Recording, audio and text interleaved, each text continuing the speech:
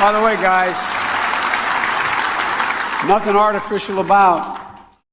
If we don't win, if you don't win, you got a problem. If you win, we win, their future. Right, you realize 54% of the American people think their children will never reach the standard of living they've reached. That's never happened before. 54%. And you guys can sit in the edge or what, if you I don't want you to have to all along, but it's up to you.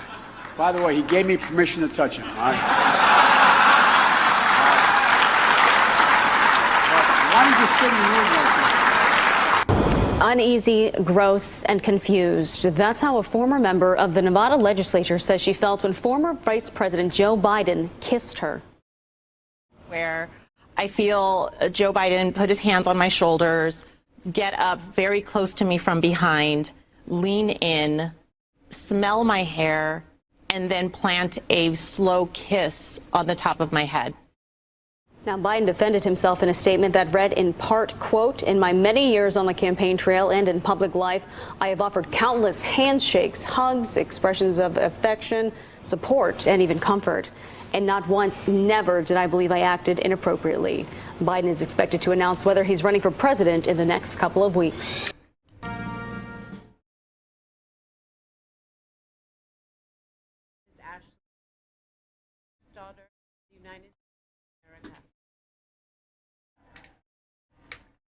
I am a proud social worker, criminal justice reformer, and an advocate for healing.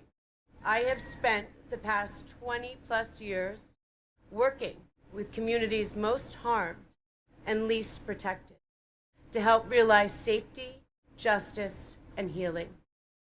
This is an historic occasion for our American family. We are so honored to celebrate Juneteenth here at the White House. On Juneteenth, the United States made a crucial step forward away from slavery and towards the realization of a more equal, more just, and more healed country.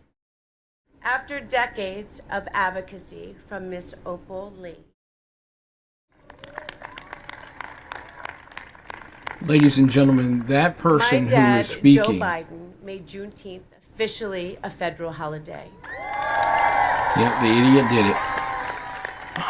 Ladies and gentlemen, the woman who is My speaking. dad has instilled in me a deep commitment to serving and honoring our history and making material changes to the lives of African Americans.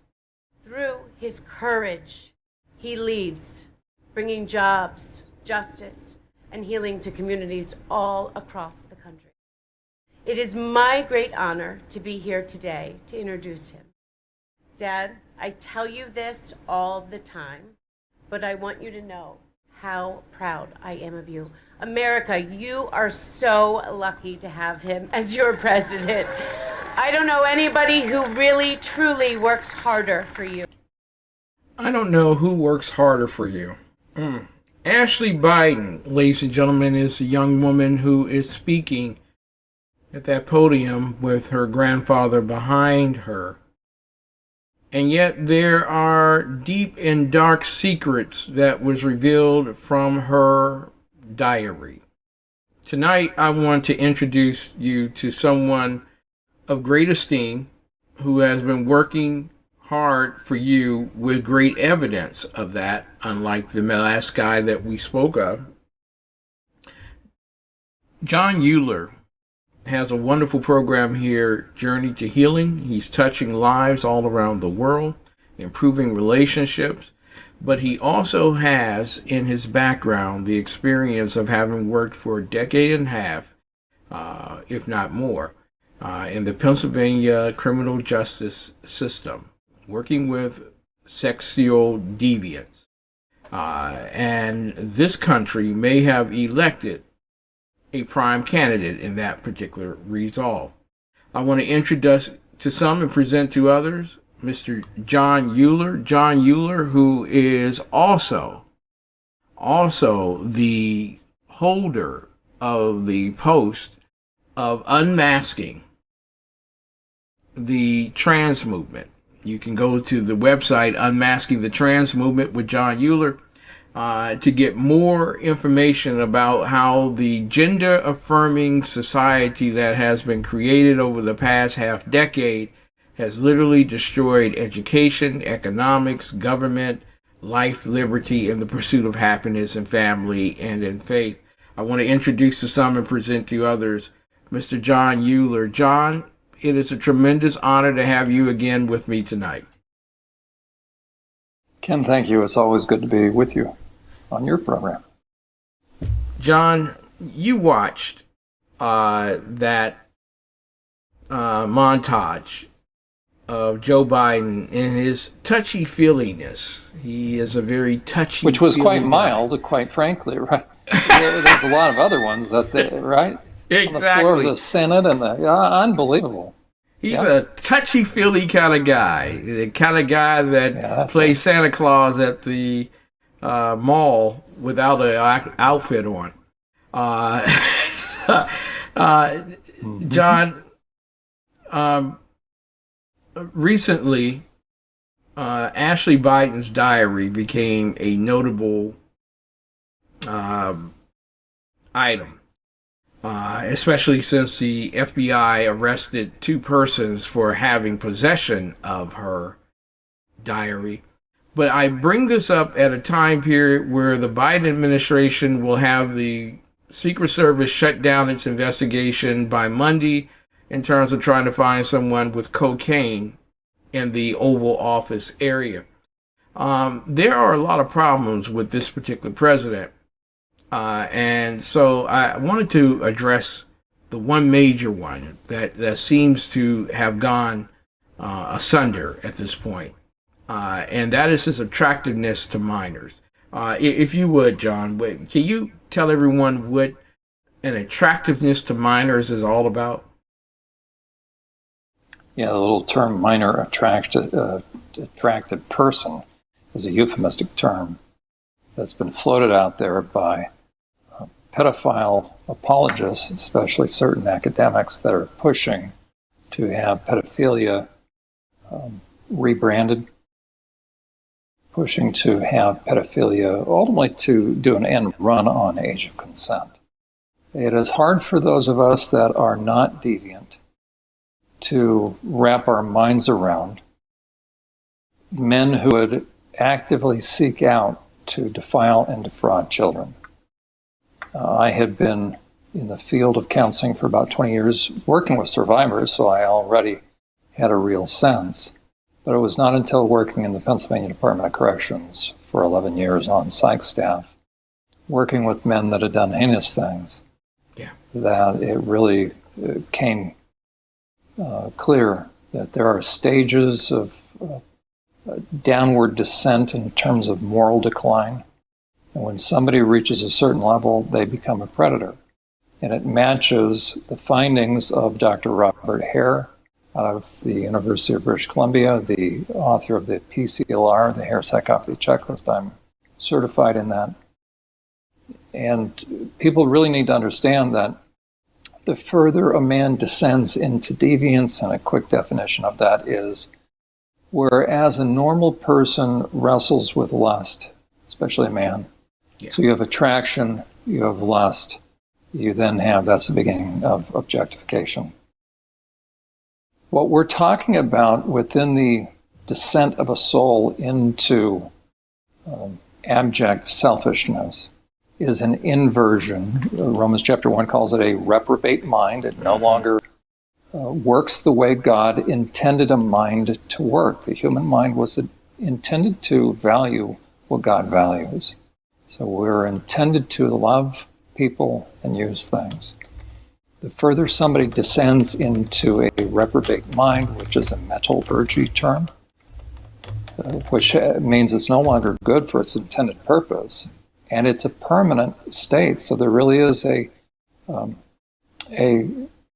line beyond which somebody can cross, and it's really kind of a stair-step fashion downward. As I still work with sex offenders, I have 4 groups. I'm almost ready to start my 5th, so I'm a community-based provider as well. Yeah. It's John, good for business. It's John, sad for you were society. just here a few months ago, and you were already up to 3. You're at 5 now? Yeah. Wow! Ready up to start my 5th. Yeah. Within 2 years, I went from 3 guys to now 5 groups. How? Now, hopefully that speaks to my effectiveness. Yes, it's all about your effectiveness. Right. It must be.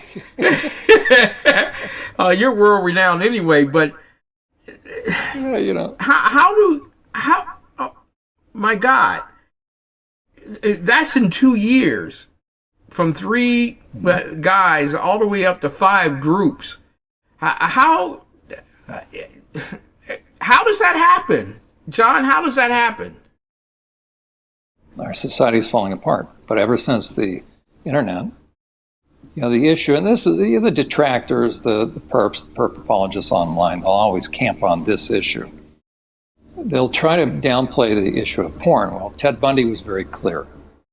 He gave one interview. It was to James Dobson. This was in the 70s. This was just a couple days before he was to be put in the electric chair.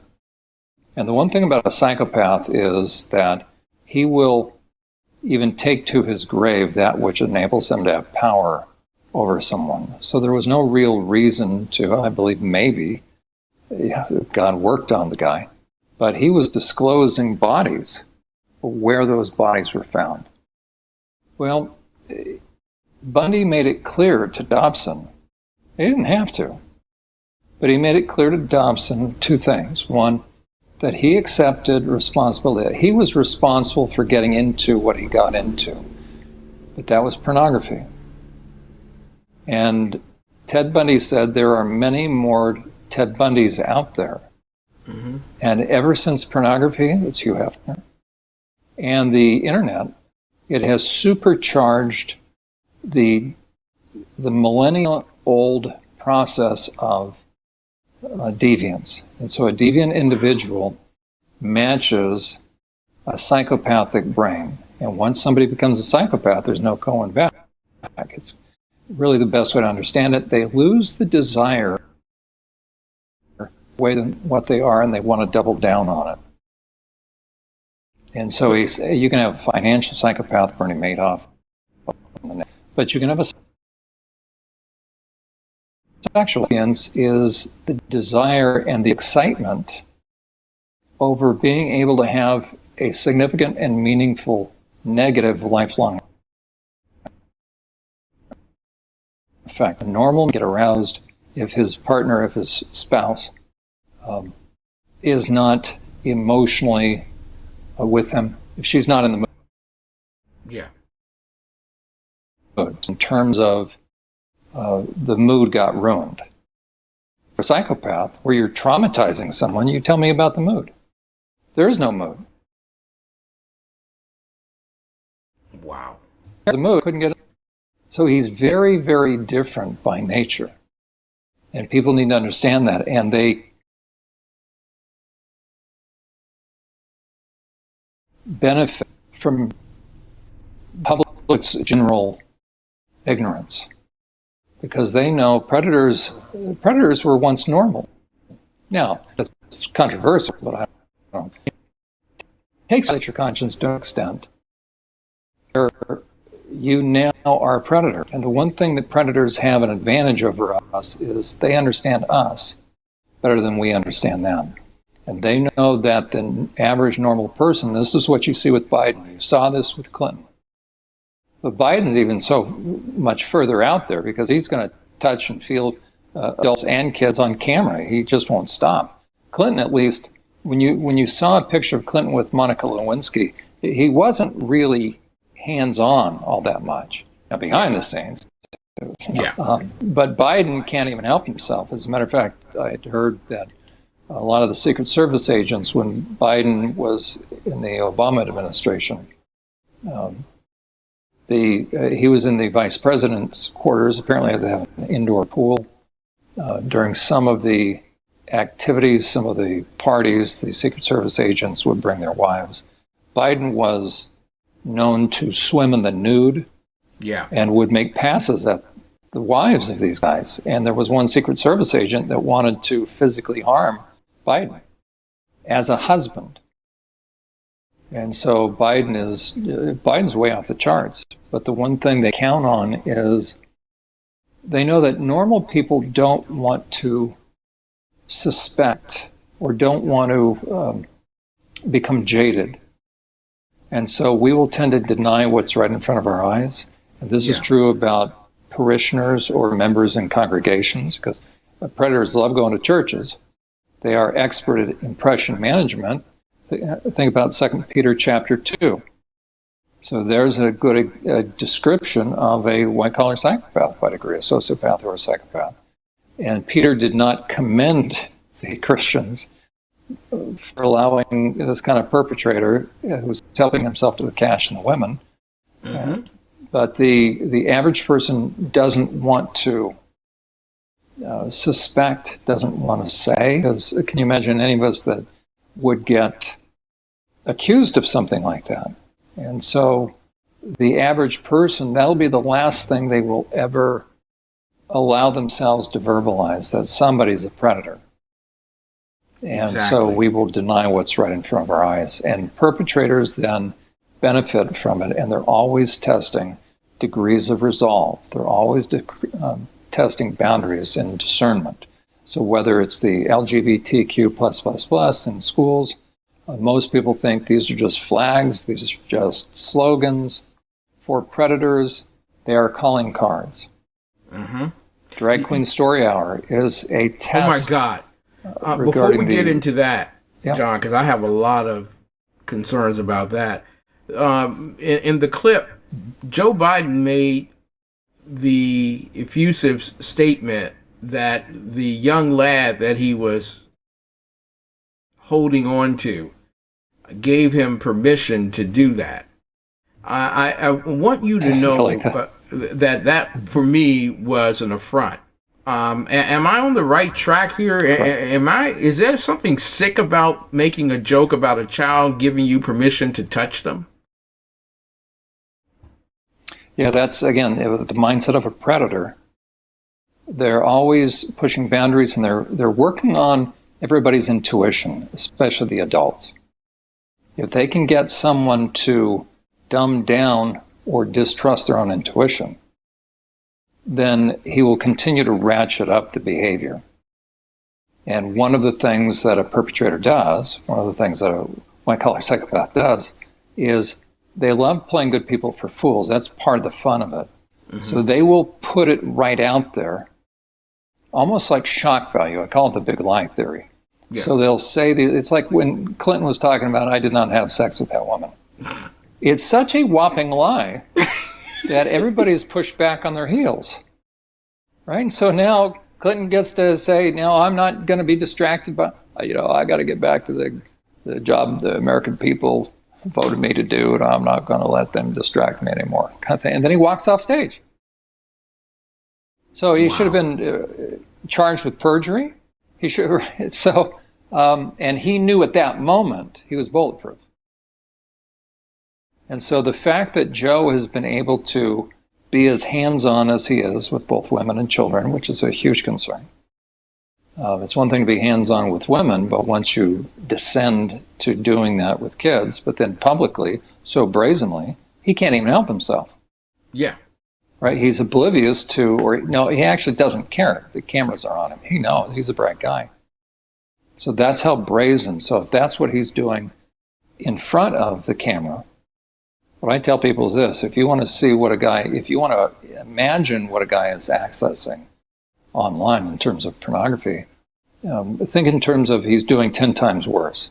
And the age and category of his target of opportunity. So when we have men that are doing Drag Queen Story Hour, or Joe Biden when he's touching kids, what do you think they're looking at? What age? I want to ask you here, John, as you are one of the foremost world experts in this particular area, and I thank God that Janet Reisman brought us together here at TECN TV. Your fight has been an exhaustive one, but it's brought revelation to the pedophile movement around the world. I got to ask you here, does the deviancy that one purports in public allow for others around them to begin breaking down and experiencing or exploring how far they can go in terms of their own deviancy, i.e., Sunday night, the evacuation of the White House because a fine white powder known as cocaine was found in near the Oval Office in the president's library.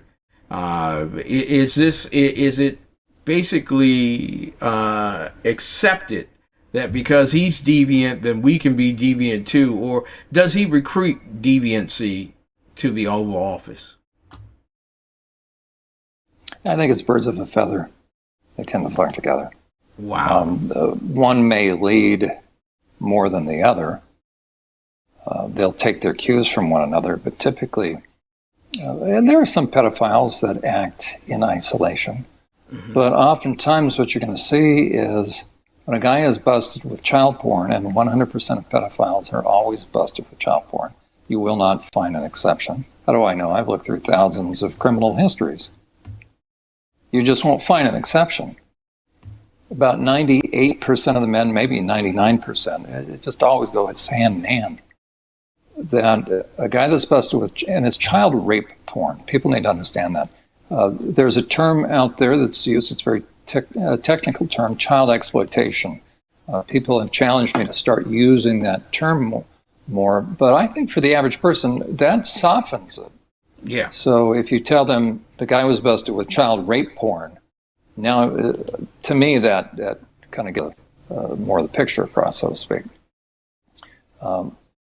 But it's almost without exception. Once a guy's busted, he's going to be busted with child rape porn.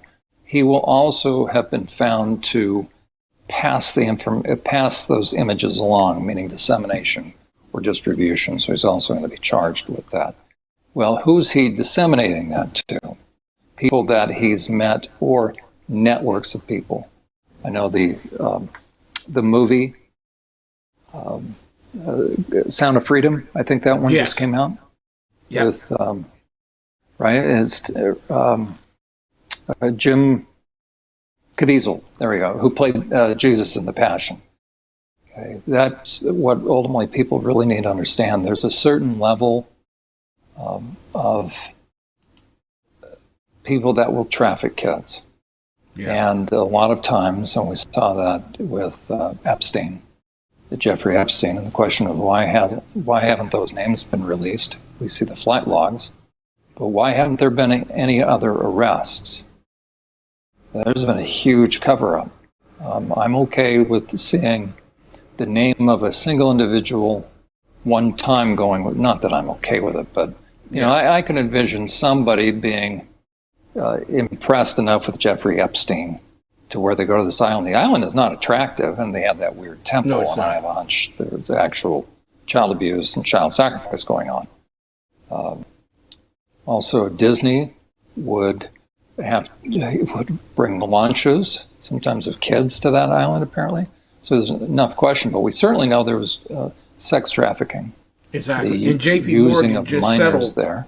J.P. Morgan just settled with the federal government regarding destroying huge volumes of evidence regarding their involvement on the island. And like you say, there are people like Bill Gates who made it a common practice to visit the island. It's not one of the most beautiful islands in the world, but it had its own attraction. It is the attraction of children. And so one of the things that I was going to bring forth tonight, we were working on having one of the reporters, the journalists who untapped Ashley Biden's diary. And we're going to work on bringing him on very soon to talk about the discovery. Ashley Biden, the granddaughter of Joe Biden, wrote in her diary that she had been molested and that taking showers with her dad was not uncommon. And I want to ask, because you have to be pretty deviant in mind, very emboldened in mind, to believe that you can take cocaine into the White House and not be detected nor be subject to arrest. And that brazenness is learned. Am I right? Am I making an assertion here that a dad who would sleep with his daughter or take a shower with his daughter might be emboldened enough to take cocaine into the White House because they fear nothing else? There we go. That's one of the characteristics, right, of a psychopath. You know, the difference between a sociopath and a psychopath is really the difference between somebody who's really good at sales versus somebody that wants to have a negative effect upon someone. So the more emboldened somebody becomes, the more their ego has grown like a snowball once they get off the straight and narrow. Then they can justify and rationalize anything, and part of the thrill for them is pushing limits. Wow. So a psychopath loves playing good people for fools. And that's why they're always going to push limits. And they feel as though they can't be stopped. So yeah, you'll see a pattern. Mm-hmm. Right? There's going to be a compilation of behaviors. So when I work with the sex offenders, you're not just going to see boundary testing in one area.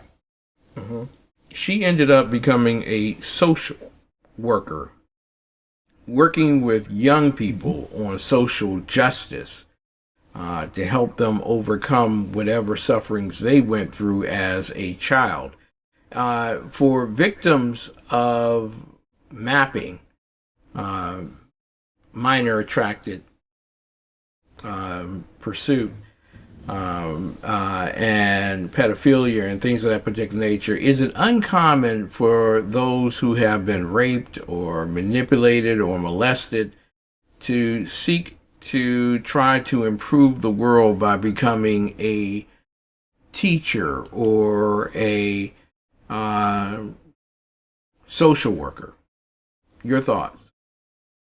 I think it's very common that on some level, the question is, does every abuse victim, because that's part of my background as well as far as working with survivors, hence SurvivorSupport.net. Will somebody remember if they were molested as a kid? Will somebody remember every single thing that happened to them? No. There's a fraudulent group made up by two people back in the McMartin preschool scandal in LA back in the early 90s. They floated the idea, they called it the False Memory Foundation, and they said there was such a thing as false memory syndrome. That is pretty much not true. There is a phenomenon that happens if it happens to a child, that they can compartmentalize the trauma. Yeah. And it gets suppressed, and it comes out later on. So you will tend to see both symptoms and the things that they go into, including other things such as their relationships, that really will paint a composite picture. So usually, most times when you see somebody go into what's called human services, a people helping field, there's typically a reason why, because they're not going to make a lot of money in that field. And so they are driven ideally to be able to make a difference if they're in it for the right reason. When you couple that with excerpts from her diary, and I've got mixed emotions about that, because if somebody actually took her diary, that you can't get any more tacky than that. But that which was right, we'll do anything for ratings, right? But then how was that arranged? I don't even know, because I work with survivors all the time that live by themselves, that have their own journals hidden. There's nobody in their apartment, but they'll hide their journals. So it's very, very common that somebody's going to be hypervigilant of their diary. So it tells me somehow somebody either knew her, knew where it was. I mean, you're just going to scour this apartment But I have up in front of me different excerpts, and it's very clear by the things she says, especially there were some self-injurious behaviors that more than likely you're dealing with an abuse victim. But it would make sense then why she might go into social work. I think a lot of female therapists, quite frankly, were sexually abused. Mm-hmm. And so they have a desire to help. And therein lies the difference between the perpetrators that have been perfectly well adjusted throughout life. They finally get busted for having child porn, and then or child perpetration, then they come up with a story that they were abused as kids. You just don't have that. I forgot Sam's There will last be indicators name. along the way. I forgot Sam's last name. Brinton. Yeah, you Brinton. go. There you go. Yeah. There was no real shame in the Biden administration to getting Sam Brinton second chances. Even though you were very clarion that this guy has a problem, and it could really get worse from here. And yet we're told that he's an example of a progressive administration that is open to children being taught that at age 3 and 4 they can choose an alternative sex, that they can have surgery at age 6, they can have their breasts removed at age 14, that children have the wherewithal to make these decisions about their well-being, and that the whole idea of the trans movement is one in which we are helping in the creation of welcoming and affirming experiences and satellites, i.e. public schools and even churches, because a lot of people are talking about how the United Methodists separated because women were not allowed to preach in the pulpit. That was what they put out. But the real situation is they were not going to become grooming. They were not going to become welcoming. They believe the Bible believes what it says, and so those who didn't can get up and go. Your thoughts on all of that? And it comes full circle to what's in Joe Biden's mind. A number of things. He's a classic politician, so he's at least a sociopath. I believe he's a psychopath. Yes. I mean, he has no conscience. So you have two kinds of psychopaths, a bloody psychopath and a white-collar psychopath. I think white-collar psychopaths are very prevalent in politics, in finance. The working definition of a psychopath is they have no conscience, therefore no empathy and no remorse. Okay, that's the key. And so really to understand a psychopath, you understand he's violated his conscience to such a point where he has no shame. We call them shameless. They have no remorse, they have no empathy, and therefore they won't stop. It's just pure calculation. They are masters of impression management. It's all about game theory, so they're always working it. So Joe is not only a classic politician, but he's also deviant. So I believe he has a twofold reason why he's pushing what he's pushing. So he has dark special interests that are going to financially prey upon kids. So the trans movement, best way to understand that in essence, is it's a moving sidewalk. Once you get a kid on this, and he does the social transitioning and the medical, which means he's going to be a pharmaceutical consumer for life. Yeah. Then eventually it's going to get dumped out on this moving sidewalk, a surgeon's gurney, and have all his or her sex organs chopped off, amputated. So there's tremendous profit for unethical doctors and surgeons and big pharma and all that.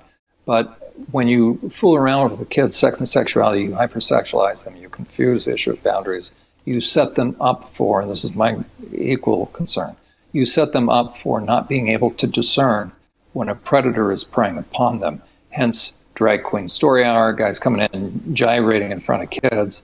They don't know that these guys are porn-fueled, deviant men who've been doing stuff behind the scenes that nobody knows, but it's not hard to figure out what kind of stuff they're accessing. Yeah. So a financial predator and a sexual predator benefits from the trans movement.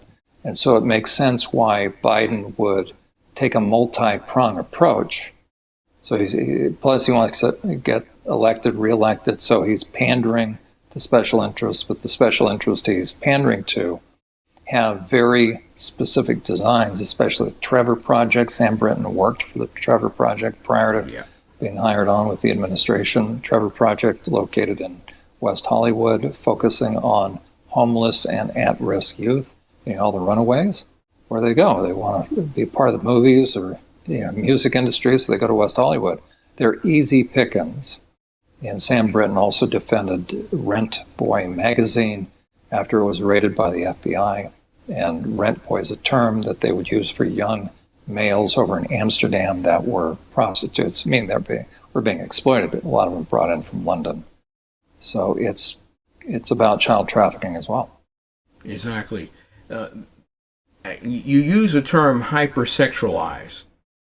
Ashley Biden referred to herself when she was in her early teens as hypersexualized, including the promiscuity with her own father.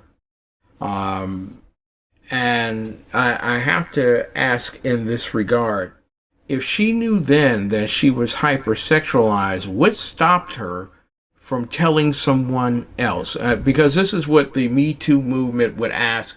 We think she's making it up because she didn't tell anybody, and she seemed to enjoy herself doing that. Your thoughts, sir? Yeah. Well, you see it in the diary. I have it in front of me. So apparently, here it is. So she starts to disclose certain things. My dad, gets on the phone saying he has a debate in a week, and now he has to worry about you too, or about you. And it's hard to read a little bit. He knows what he's doing, and something about he neglected my feelings. So what I say is this: Joe played a very classic emotional power move on this young girl, where he's guilt tripping her. We call it gaslighting in modern day terminology. So family dynamics are very powerful to keep secrets. So the term family secrets. There's a little phrase in AA or NA called, they use this a lot, you're only as sick as your secrets. So the family unit, the extended family unit, because once we grow up, we are adult children. There's a group out there called Adult Children of Alcoholics.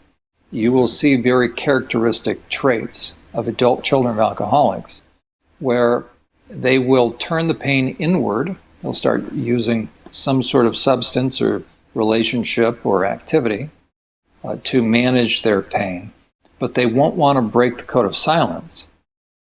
And so instead of truth coming out, and that's really what Journey to Healing talks a lot about, that it's time to start to speak the truth in love. A dysfunctional family is one that's not working very well. In what way? It suppresses truth. It will bring to bear pressure to where secrets, to where truth that everybody understands, we call those elephants in the middle of the room, right?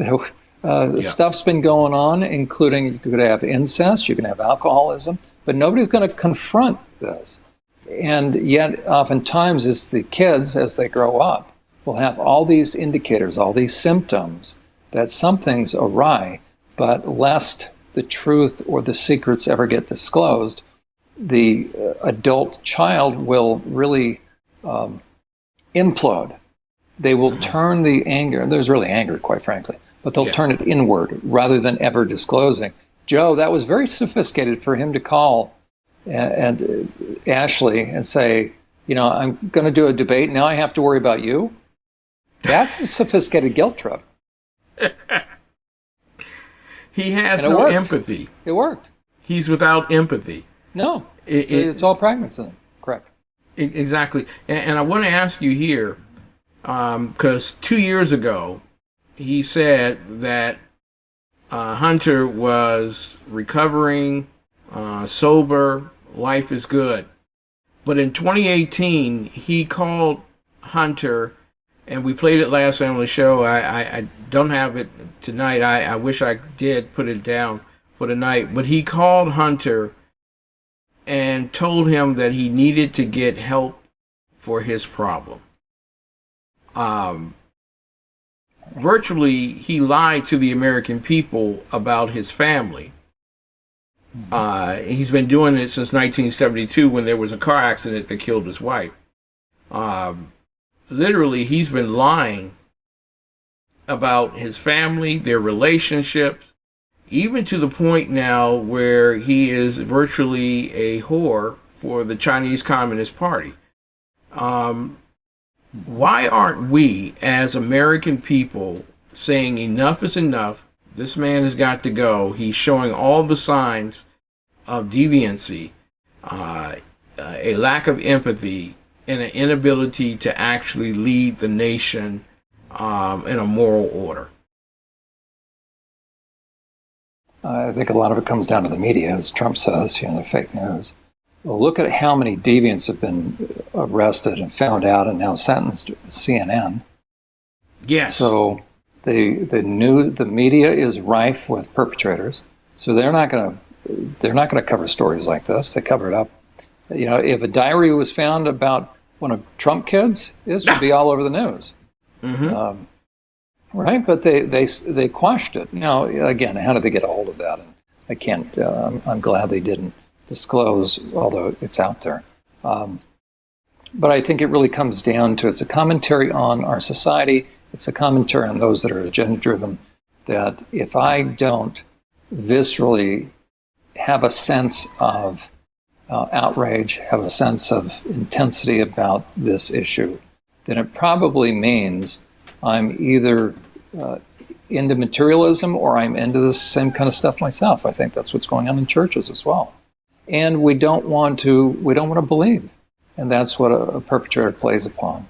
All he needs is someone to give him the benefit of the doubt, and then he can continue with even more robust activities right in front of somebody's face. So I think it speaks to the moral temperature of our country ever since the sexual revolution and pornography and then the internet. Right? There's I want to close very out few here. guys. It takes work. Yeah. You went from a group of 3 men for pedophilia. Now you got 5 groups of men, which I estimate probably is somewhere at about 10 per grouping. So this is an illustrious situation, which has been provoked by the faith community, has been provoked by parents who want to be friends with their children, provoked by schools now creating welcoming centers and welcoming environments and for grooming. So I have to ask you here, what exactly should we be doing to fight the good fight against the trans movement? I think educate ourselves, number one, and understand what a threat it is. Once you understand what a threat it is, then you'll have the visceral response to want to learn about it. But if people understand that it is 100% man-made, it is contrived, and it is predatory, then how can somebody not get involved? It's harming kids. It's targeting women. That's why you have, without the trans movement, you wouldn't have men going into women's sports, and they go into women's sports so they can access the locker room. And right now, there's a horrific situation going on in a number of states, California, to a significant degree, where they are putting very dangerous men, the men that would want to identify with women and go into female prisons. They are 100% of them are predatory. I've done a couple of videos about that. Yeah. 50% have sex offenses, but I now have 6 what are called face sheets of guys that are in sex offender treatment that on paper they have no sex offense. Assault and battery, first degree, they do plea deals. And so I've made a challenge to any state province or federal system that at your own expense, prove me wrong. Let me come into your system, do a deep dive into the records, and I'll prove to you that 100% of the men that are trying to gain access to female prisons are a significant threat to those women. Yes. And those women typically are in there for low-level offenses. They were driving the vehicle when they were pulled over. The guy's doing a drug deal. And so these women are being traumatized because a lot of them have abuse in their background, and they will stick, these prison administrators, they will, the door comes open, a woman is in her cell, the door opens, and here comes this 6'2" guy, and the door shuts behind him. Wow. That should enrage all of us. When you speak of deviancy and psychopathy tonight, and I want everyone, if you would, to please go to Unmasking the Trans Movement via the internet. Go there now, sign up, donate, support in whatever manner that you can. As you were speaking, I'm thinking if Joe Biden is without empathy and is brazen and emboldened, and his daughter not healed, and his son virtually experiencing the degradation of the lifestyle that he was experiencing or exploring when he was young as a result of his father's in treatment. I have to ask you, if he can become unsympathetic, a lack of empathy, deviant in nature, what of our children in a classroom being taught that deviancy is the right way and we need to be affirming and welcoming of it, even if it's morally wrong? Yeah, and that's what we call grooming. Grooming is simply me as a predator.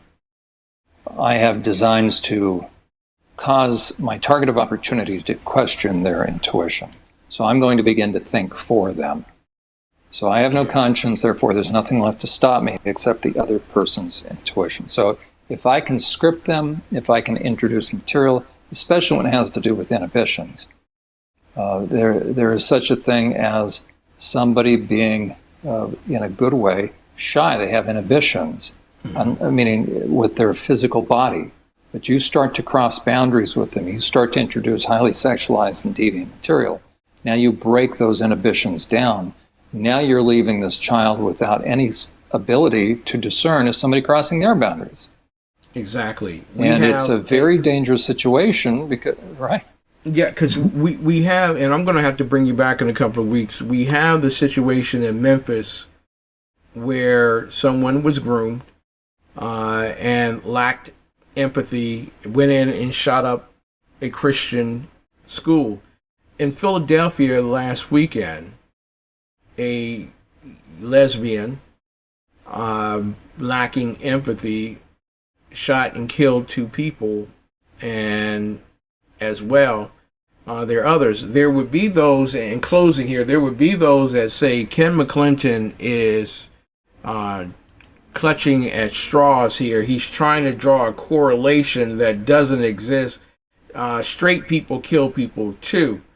But if you have been groomed to be a psychopath, is there anything stopping you from committing the worst of crimes? No, because your thinking has become inverted. And it really is a public safety issue.